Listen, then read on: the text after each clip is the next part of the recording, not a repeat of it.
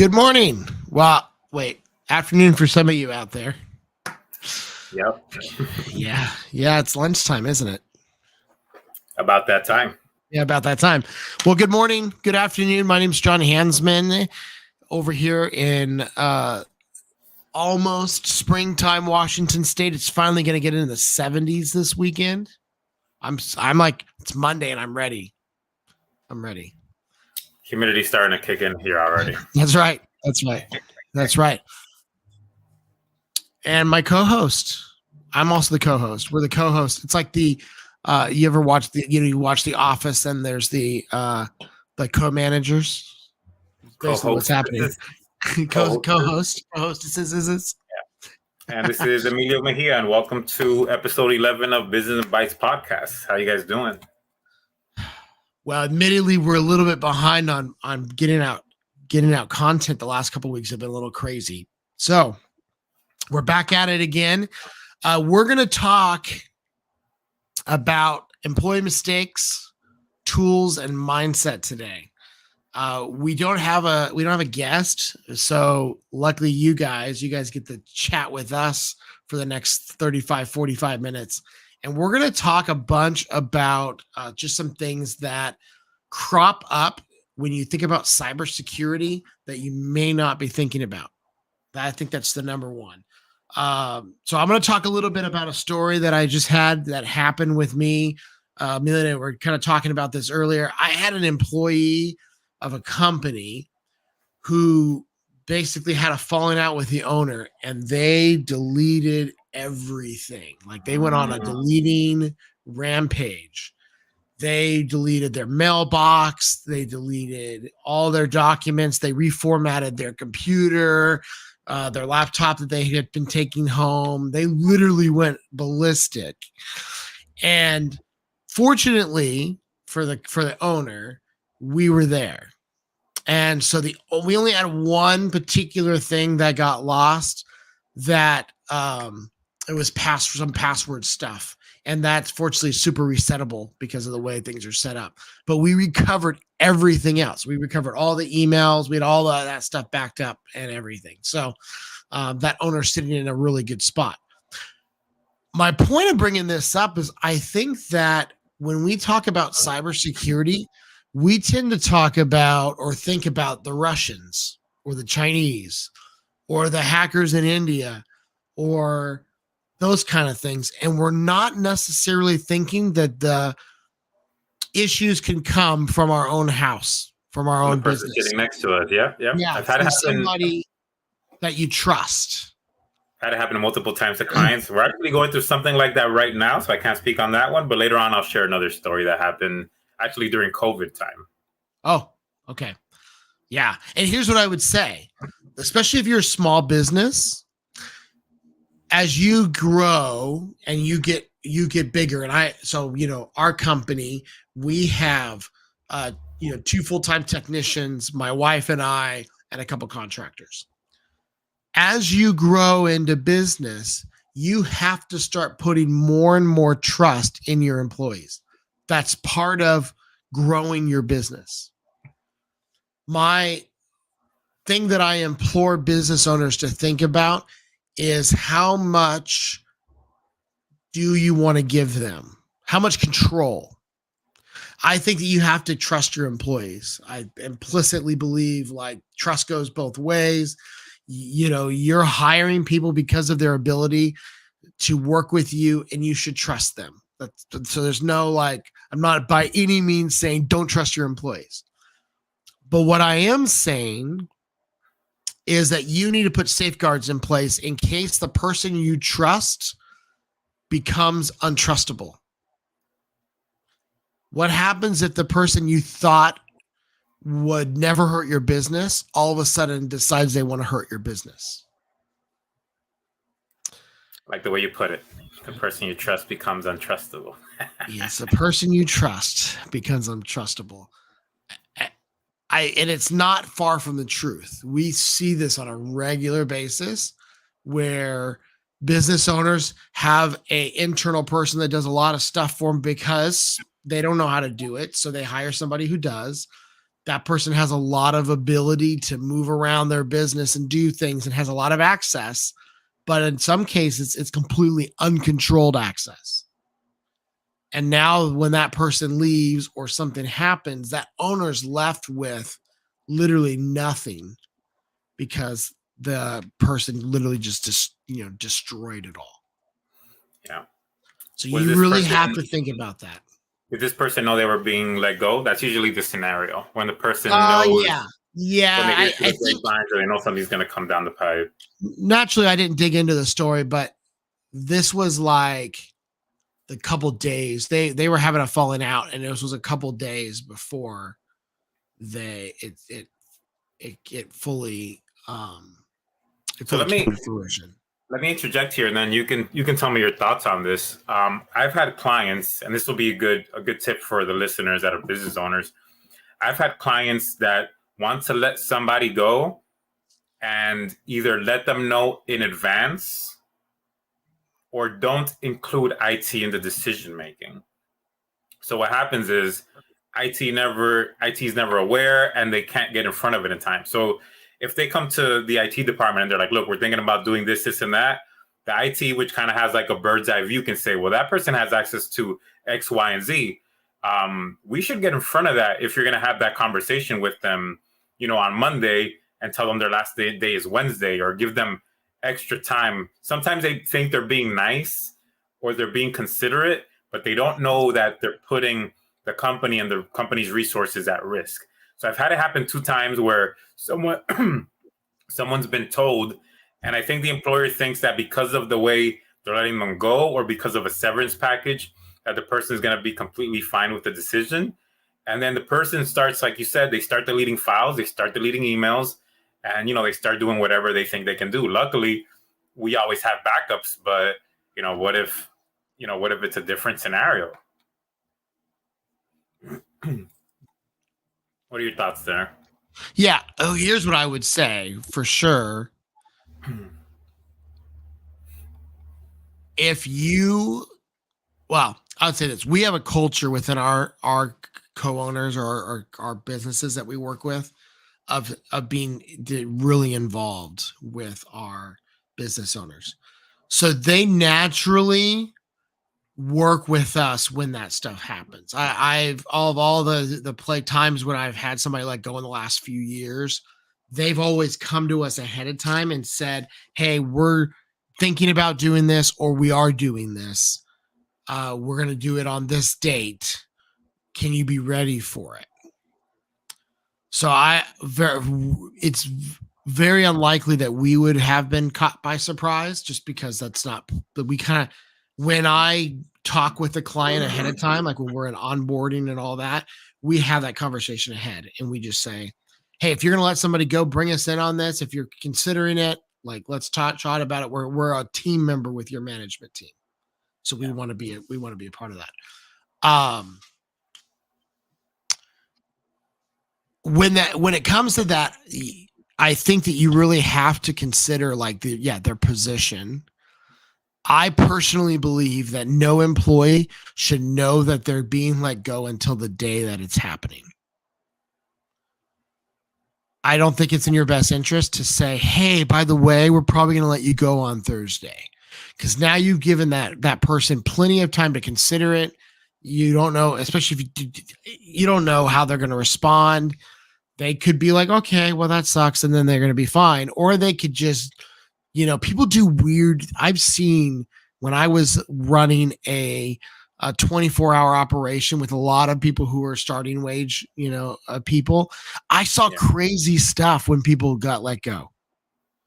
I saw everything from like crying to like punching walls to like thinking they're going to punch me, that type of stuff. You don't know how they're going to respond. So your best option is to talk with your IT department, prepare ahead of time, shut off everything on the day that it's happening, and don't give them any warning. It's not being rude. It's a business decision to not give them warning. I don't think it's something that it's definitely it's a wise business decision to wait it out and then inform IT. I would not even inform anybody but like who needs to know. Like I wouldn't inform employees. That stuff should all be confidential. And that creates good culture. Like the last thing you want to is to create a culture where the rumor mill starts going before somebody's gone. Like that doesn't make other employees feel safe as well. I agree. I think this was also a one-off event, or let me not say one-off event. What I'm trying to say is this particular scenario was during COVID. And we're talking about a company with a lot of employees when, a 3-figure number is being furloughed or laid off. Yeah. So we're talking about over 100 employees. So, it's going to be, you can do it to one person and they might get upset. If you're doing 100, you're going to have several people that get upset, right? It's basically a numbers game on who's going to be mad, who's going to try to take it out on the business, who's going to maybe take it out on the personnel, like you said, right? Mm-hmm. Being intimidated that someone's going to come try to physically assault you for some reason. So definitely something that companies should be aware of and take, take strong consideration into. Right. Yeah, exactly. You just have to be smart about it. You really can't just trust that they're a really nice person because you just don't know. I've seen like the nicest people turn just absolutely crazy when things, because think about it, in a sense, you're messing with, not messing, that sounds like it's your fault, but your decision is impacting their financial well-being. Now, that's your job as a business owner to make that decision. There's nothing wrong with that. But in their mind, depending on the circumstance, you might be, they might be thinking, well, you're screwing me over. What? There's a whole bunch of things that can happen. You're taking food off their plate to say that. Yeah. So you just have to be smart about it and keep your business in a really safe place and be thinking about that. So that's all I'm saying. I'm just saying, don't give one person in your business the keys to the kingdom. You should have a way of monitoring and managing all the passwords for your employees. You should have a method of making sure that any master password you're setting up for them and they're not changing that. You should have things in place just to make sure that your main administrator does not, like if they got hit by a bus tomorrow, you're not up the creek.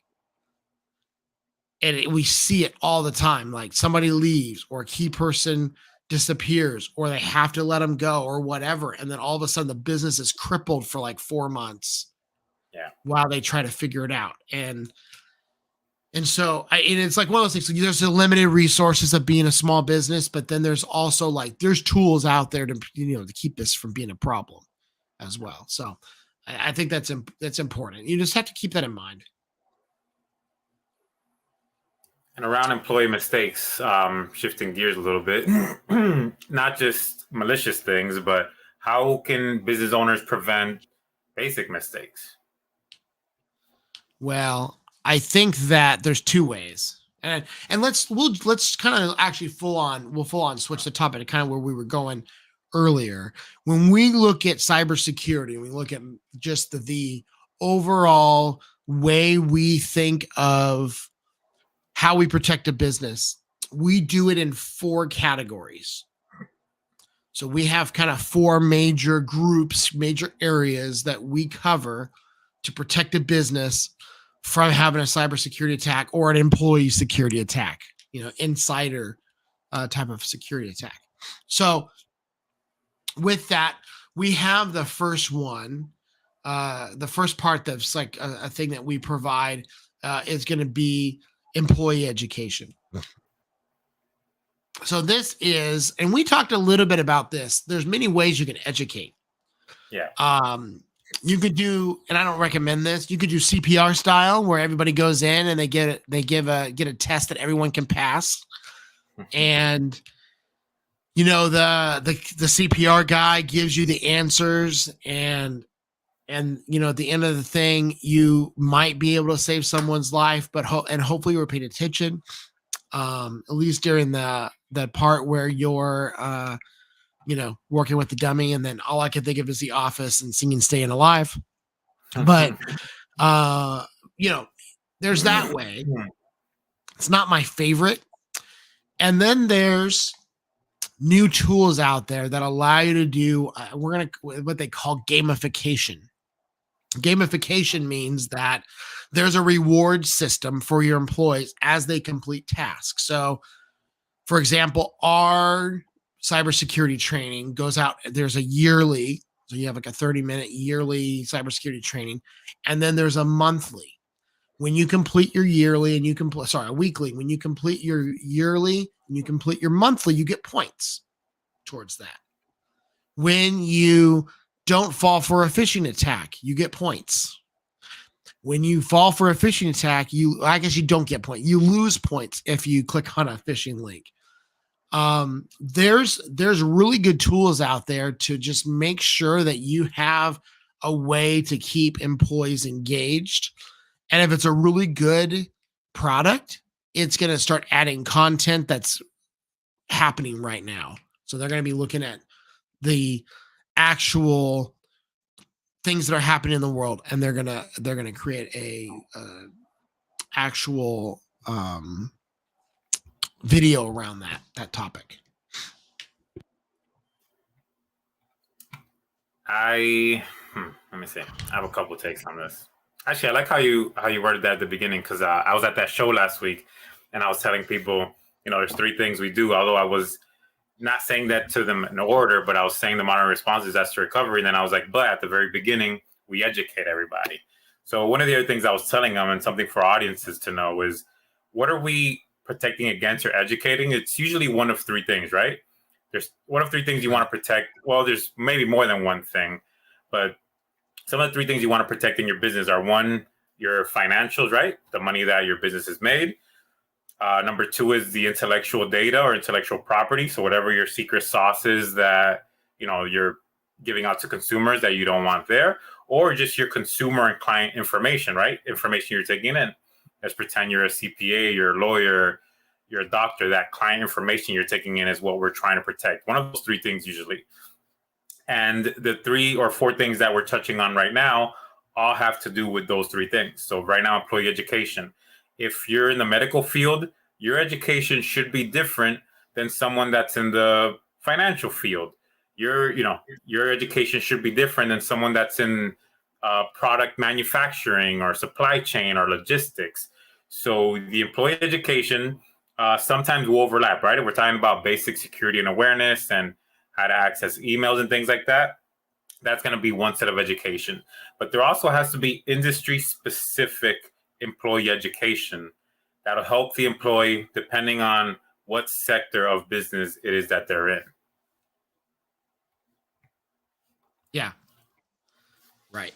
Yeah. Right. And there's different rules based on the type of business. Industry.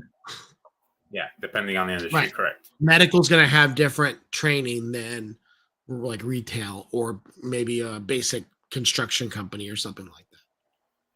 Yeah.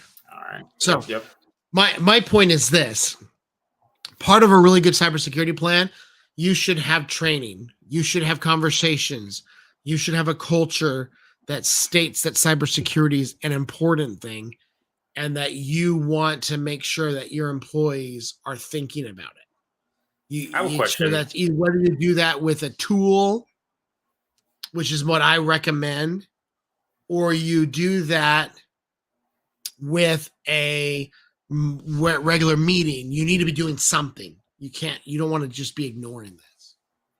I have a question for you, and let's not veer too much into it because of time, but how do you feel about not only getting education through employment, but other means, or educating people because in their regular lives they should be? And let me tell you why I asked this. As I mentioned to you, I had the trade show and I had a booth last week, and I had I had 3 people walk up to me and say, I was personally hacked within the last 3 months. One guy had a 40K following Instagram account. It takes a lot to get to 40,000 followers. 40,000 followers on Instagram. he lost it. You know what my first question was, right? Did you have? You know what it is. No, on the account. Did you have MFA? I said that. I said two-factor. Oh, sorry. That's not what I heard. Sorry. That was my first question, and of course, his response was, "No, I didn't." Yep. So again, like these things, I know that we're talking about businesses and keeping business safe, but just in people's personal lives, if you have elderly people in your lives, this is going to affect them the worst because they're not up on the technology. They don't know what's happening. They're not on social media looking at things that are being attacked. I can't tell you how many times someone has walked into my wife's bank and taken a large amount of money, and then the bank is required to ask them, are you being pressured into this? Is this a scam? And they always say no. And then they come back a week later crying, saying it was, but I was told not to tell you because then the cops, then I would get in trouble. So just that type of education, not only from a business sense, but from a personal sense, like, you want to be able to protect the people, your family, the people around you, your friends, just other people in general, because nobody wants something like this to happen to them.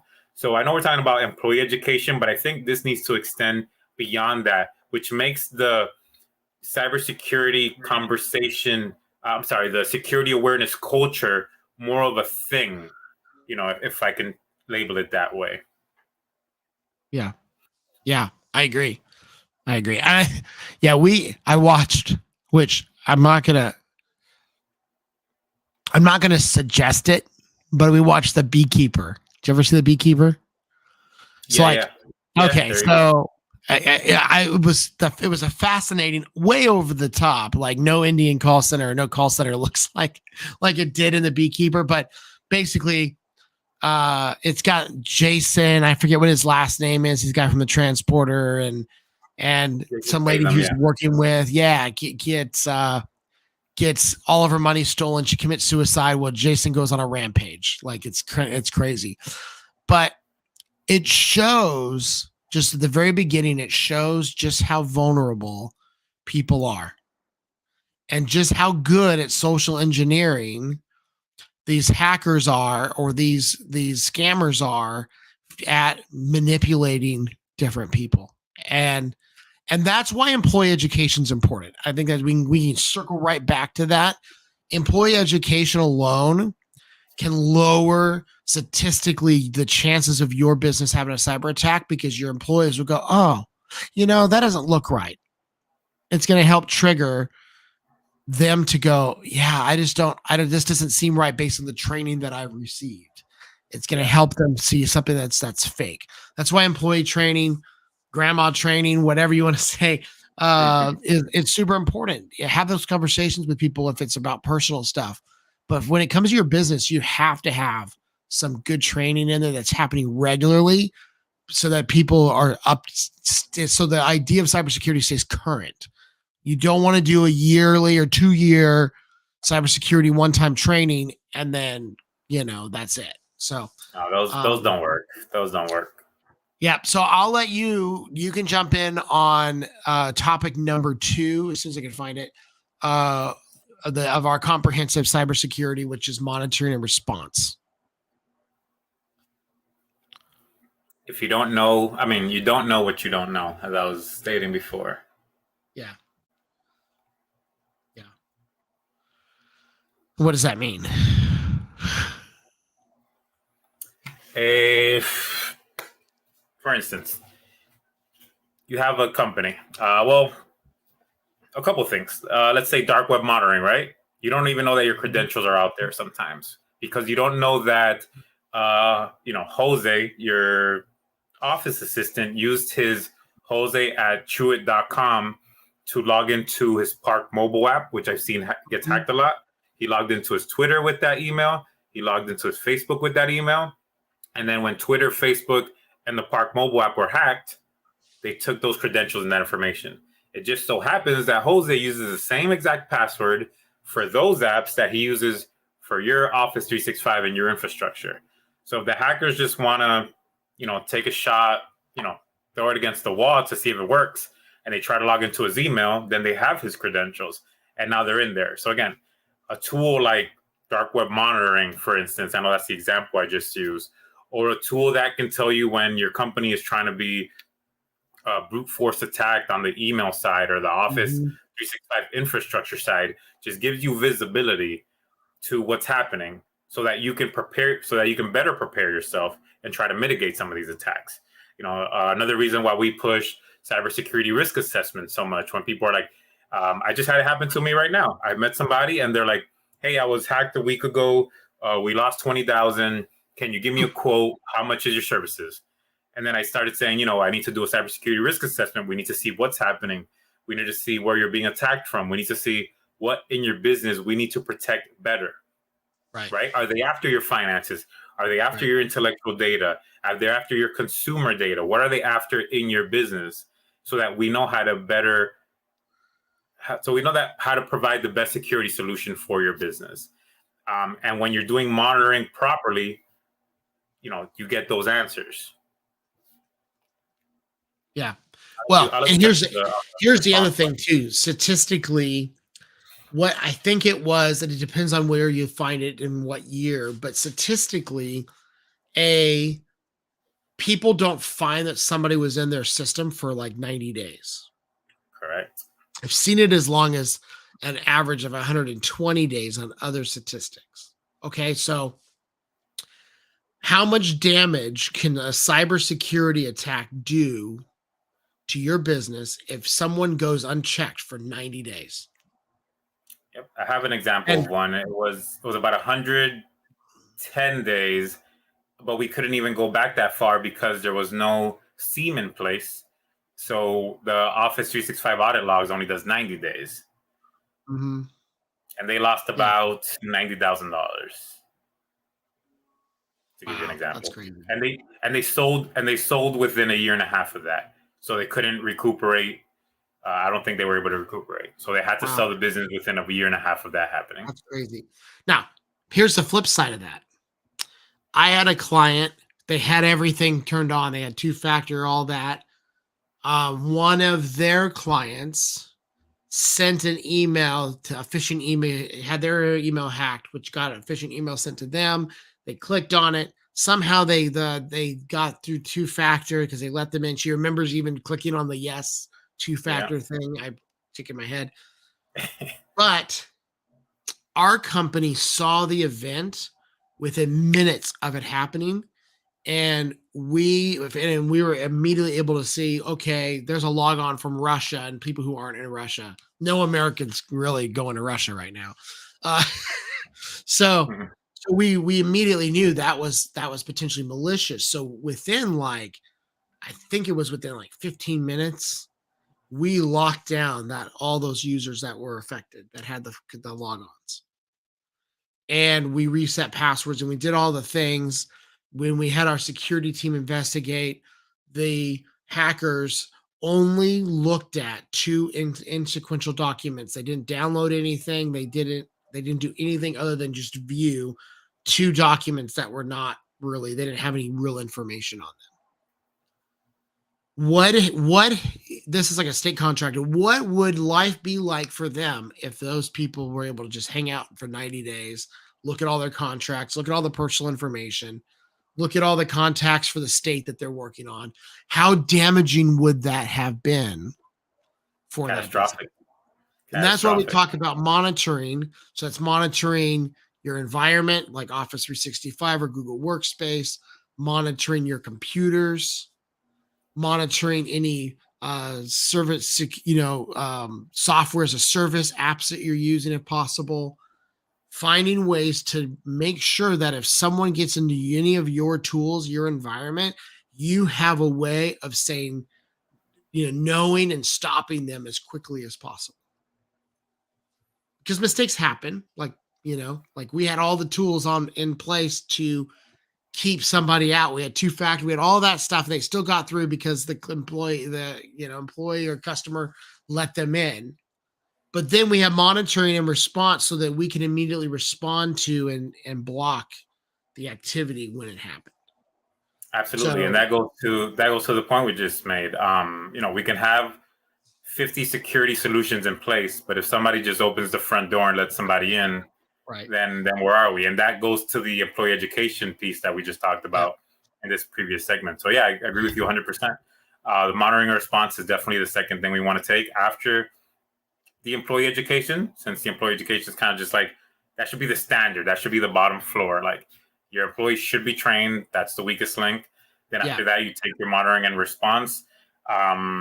Yeah, man, the longer they're in there, the more damage they can do. It's just like you're absorbing more power, let's call it, right? You're just absorbing more information, right? If you're in there for a week, you see 3 conversations.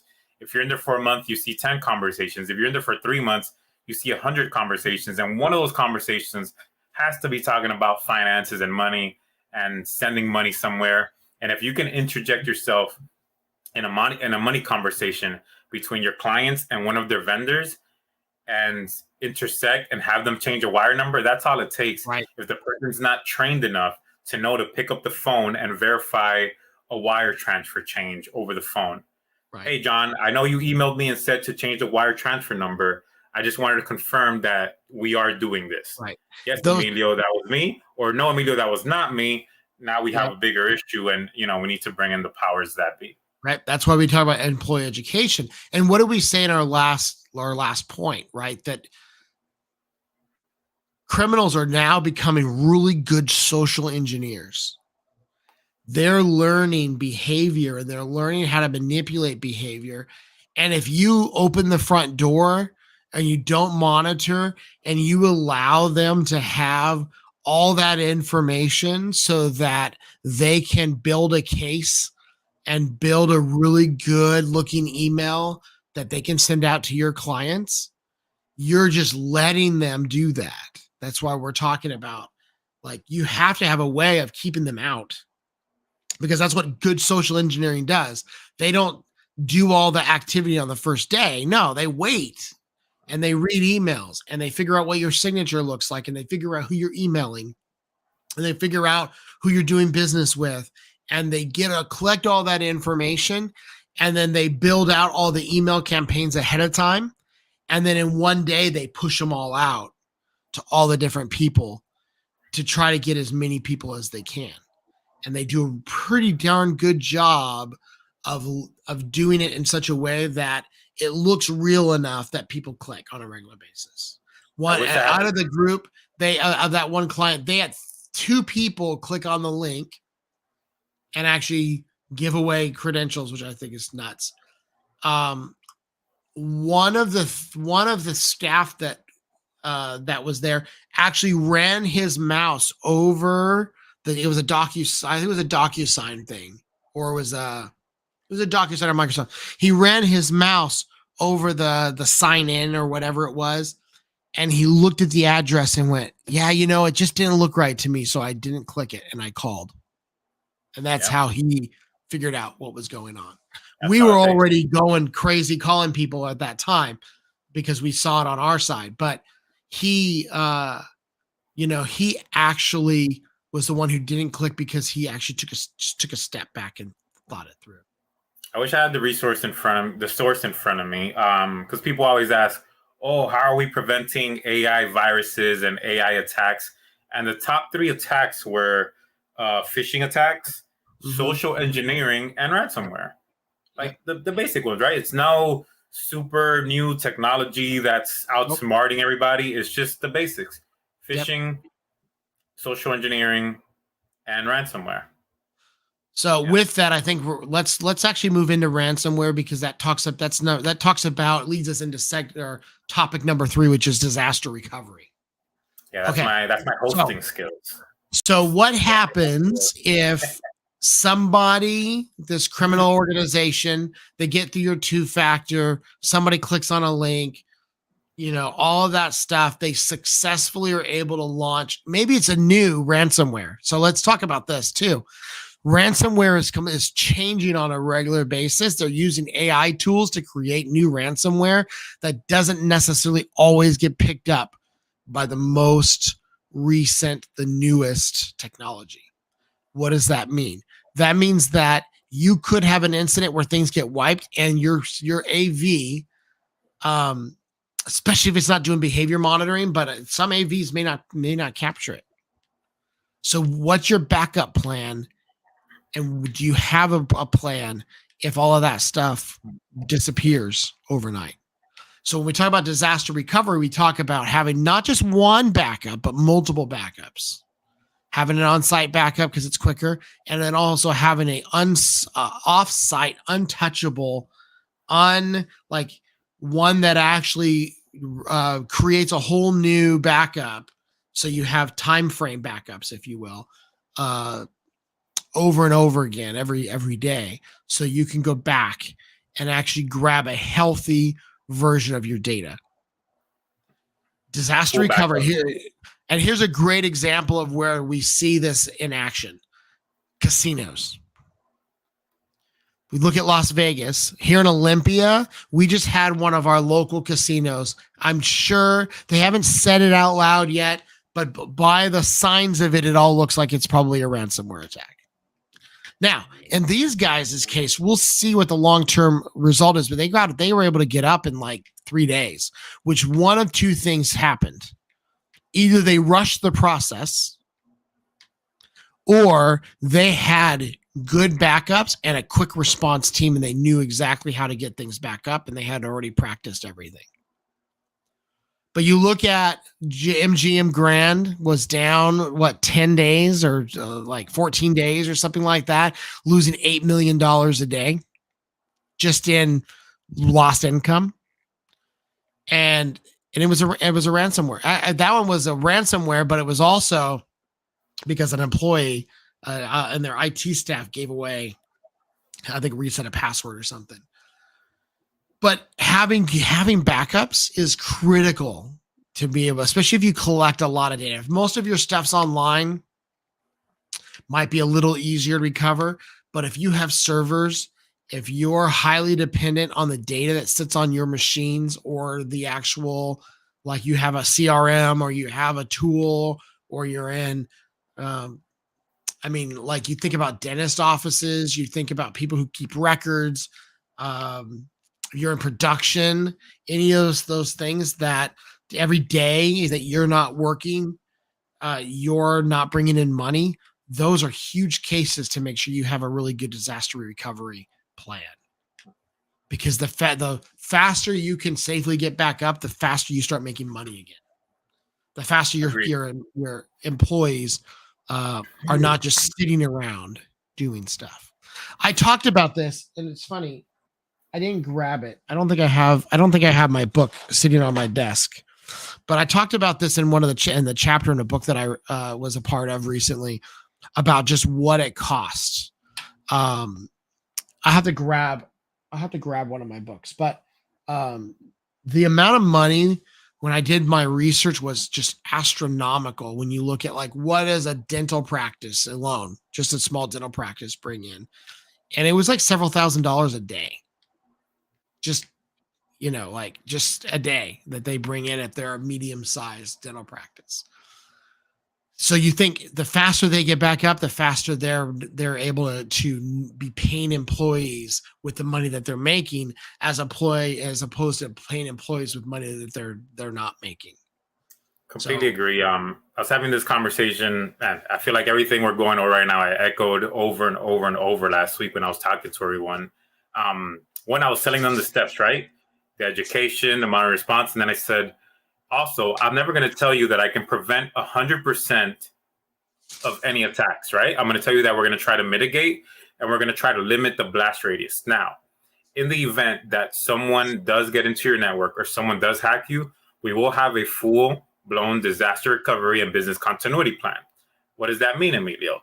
That means that when you're attacked and we reach out to your cybersecurity insurance and your attorneys, now the forensics IT team is going to take all of your devices. So how do you keep working when you've been hacked and all your devices are taken and they're being analyzed on what happened, right? We need to get new devices. And how do we get that information on the new devices? It's with our disaster recovery and business continuity plan, right? So with that information, we put it back on the devices and we keep working while the forensics team does the research and tries to figure out what happened, and I just feel like this is a point that you have to drive home, because it's very, people just aren't aware, right? People aren't users aren't educated, business owners aren't educated that when one of these attacks takes over your whole system, you're at a standstill. So not only is money not coming in, it's hurting your reputation, right? Because now you're looking bad with current clients. Now new clients that come to you, you can't service them because you're not up and running, and what does this do to your employee morale? All right, are we going to have a job next week? What's happening? Should I start looking elsewhere? Should I jump ship? Just so many different factors come into place once you're attacked that the last thing you want to worry about is how am I going to recover and continue business? Right. That's something that you want to have kind of, the analogy I like to give is a fire drill, right? When you're in school, you do a fire drill. In the case of a fire, you know that you should walk down these stairs, come out of this door, be at this parking lot, right? When you go on a cruise, the first thing you do on a cruise is you do a fire drill. In case of an emergency, this is where your monster station is. This is the lifeboat that you're going to be on, etc. When you work in an office building, periodically they do fire drills. If something were to happen, you go down this elevator, you go down this way. Same thing with your disaster recovery plan. In the case of fire, break this glass, who do we call? What does the CEO do? What does the assistant do? What does the IT team do? What lawyer do we call? Right? What cyber insurance company do we call? Like all those things need to be planned ahead and they need to be ran through so that, anybody is prepared for, this unfortunate event, let's call it. Yeah. Well, and so, you're exactly right. And I think I found it. And funny, I have my book like literally right next to me. If anybody local wants one, come talk to me and I will, I'll get you a copy. But even in there, I was my research that I did. So get this, an average like dental office makes between $5,000 and $17,000 a day. So that means a medium-sized dental office can lose $120,000 just in a short amount of time. Yeah. You think about that. $17,000 for a good sized dental office, or just $5,000 a day. That's still ridiculous. I mean, so it's worth it. It's worth the money to put in really good backup plans in case monitoring and response tools. Just, the amount of, and we're going to do a separate podcast on this, but Microsoft recently had an article, or there was an article about Microsoft out that back last year they got hacked and I think it was a Russian group stole their code for Windows. Okay. If a really smart criminal group steals Microsoft code, now all of a sudden they've got access to things that can make viruses more prevalent. They can make zero-day attacks really easy, and they can make ways for viruses to get past Microsoft tools. That's a pretty scary thing for Microsoft to get, for one, have a data breach, and number two, for them to have their code. And now all of a sudden they've got tools that they didn't have before. They've got information they didn't have before. So this is why monitoring response is really important, because we're coming to a day where even, things are coming out so quick that even, some virus protection just isn't going to catch it. It's just the way it is. So, so then number 3, and this will be our last part, is security updates and fixes. So here's one of the things I learned. I went to a cybersecurity conference it was winter. It was like early December of this last year. And I was a panelist for that, but they had one of the local colleges. It's I think it's Whitman. I always forget which one it is here in Washington State, but they had a huge cyber attack a couple of years ago. Took them out, ransomware. I mean, like, it was a big disaster. They had a data breach. Tons of student information was released. And they had who at the time was the IT CISO on stage talking about how they recovered. And their attack vector in which the hackers got in after they did all their research was not statistically the highest thing, which is employee related. It was actually a piece of equipment that had a 0-day attack that no one knew about until it happened.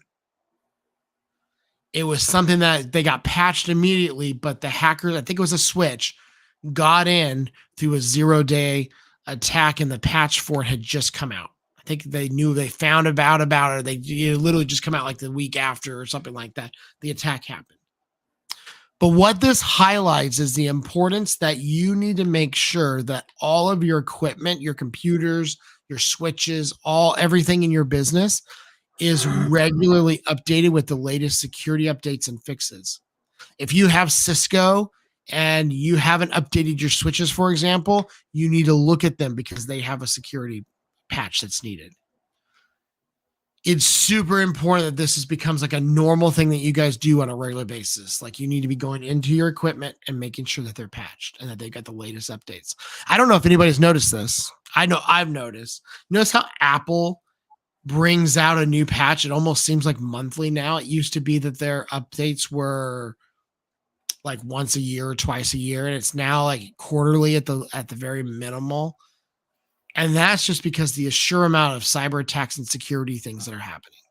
Like that there's proof in the pudding right there that Apple now has regular security updates. We patch more aggressively as well now. Definitely. Yeah. Right. And so that's one of the things that it has to happen, because the last thing you want to do is have a piece of equipment that's just unpatched, and that's the reason why criminals got in. Yeah, it's basically like, I'm already in your house. I already know how to unlock the doors. Yeah, I'm just gonna plan, exactly. I'm just gonna plan my attack a little better because I already know how to pick your lock. Like, you haven't updated the lock. Yeah. It's the same lock that I know how to open. So, I'm just gonna take my time so that whenever I do plan my attack, it's the most effective that it can be. Yeah, exactly. It's just one of those things that's really not hard to do. That could save a lot of money and time by literally just logging in and hitting update. And then making sure like things like Microsoft things are up to date, and all of your other tools, Zoom, anything that talks online is up to the latest version. So I definitely agree. Well, with that, yeah, we're running up on 50 minutes. We're running up on 50 minutes. So next week we're working on. We think we have a guest lined up for next week, but we're going to talk about the Russians next week. So buckle up. We're going to talk about are the Russians coming to get you, because they're one of the biggest cybercrime groups that we're seeing right now. China and Russia are two of the biggest. And that Microsoft thing I referenced was about China. So we're going to go over that article in length next week in our cybersecurity segment and talk about just why it's important to be thinking about some of this stuff.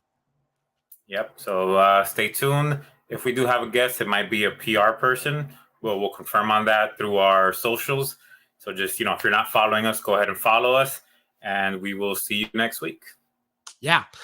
Thanks for watching. Hey, always remember too, if you want to throw things in the chat on Facebook or LinkedIn or wherever you're watching this, or you have a topic that you want us to cover, please send that over to us because we'll make sure that your topic or your questions get covered. So definitely make sure you let us know, and we would love to cover your questions here on the Business in Bytes podcast. So thanks for watching, and we'll talk to you soon.